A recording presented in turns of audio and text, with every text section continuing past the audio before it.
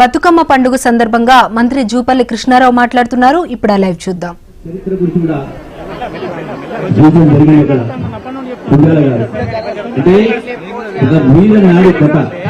ఈ సంఘటన బతుకమ్మ పండుగ ద్వారా ఆనాటి నిజామాబాద్ కాలంలో కూడా ఈ యొక్క బతుకమ్మ పండుగ పూల ద్వారా సైన్య శక్తి ఏర్పడమే కాకుండా తెలంగాణ ఉద్యమంలో కూడా ఈ యొక్క ప్రజల్ని తెలంగాణ ఉద్యమంలో పాల్గొనే విధంగా ప్రేరేపించిన బతుకమ్మ పండుగ గొప్ప పండుగ మన అందరూ కూడా పాల్గొనగలిగారు. ఇందులో మహిళలు మాత్రమే పాల్గొంటారు. ఇంకొకటి ఈ బతుకమ్మ పండుగకు ఒక చరిత్ర సంస్కృతి ఉంది.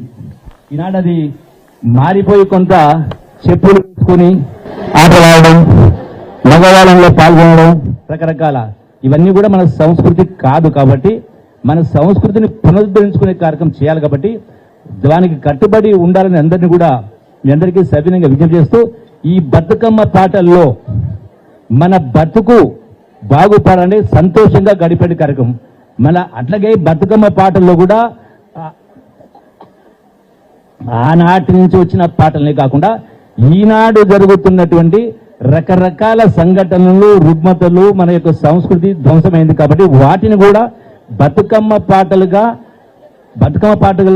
ఇందులో కూడా భాగం చేయాలని చెప్పని ఈ మధ్య కాలంలో కవుల్ని, కళాకారుని పిలిచి వాళ్ళ భాగస్వామ్యం చేయండి. వీటన్నిటినీ కలగలిపి ఈ బతుకమ్మ పండుగను గొప్పగా నిర్వహించుకుంటున్నందుకు మీ అందరికీ కూడా శుభాకాంక్షలు తెలియజేస్తూ గౌరవ ముఖ్యమంత్రి రేవంత్ రెడ్డి గారి నాయకత్వాన ఇలా రాష్ట్రం మొత్తంలో గతంలో ఎప్పుడు లేని విధంగా పెద్ద ఎత్తున బతుకమ్మ పండుగ మనం చేసుకుంటాం. కాబట్టి ఇందులో బతుకమ్మ పండుగ తర్వాత ఈ పూలను ఇక్కడ పడితే అక్కడ పడేసి తొక్కడం కాదు, ఈ పూలను ఏ విధంగా అయితే మనం బతుకమ్మల మీద అందరూ కూడా పేర్చి తీసుకొచ్చిందో వాటిని మళ్ళీ అదే విధంగా చెరువుల్లోనో నదుల్లోనో వాటిని విడిచిపెట్టే కార్యక్రమం, పూజించే కార్యక్రమం చేయాలని చెప్పని ఈ శుభ సందర్భంలో మీ అందరికీ శుభాకాంక్షలు తెలియజేస్తూ నాకు ఈ అవకాశం ఇచ్చిన అందరూ కూడా ధన్యవాదాలు తెలియజేస్తూ కృతజ్ఞతలు తెలియజేస్తాను. Thank you very much.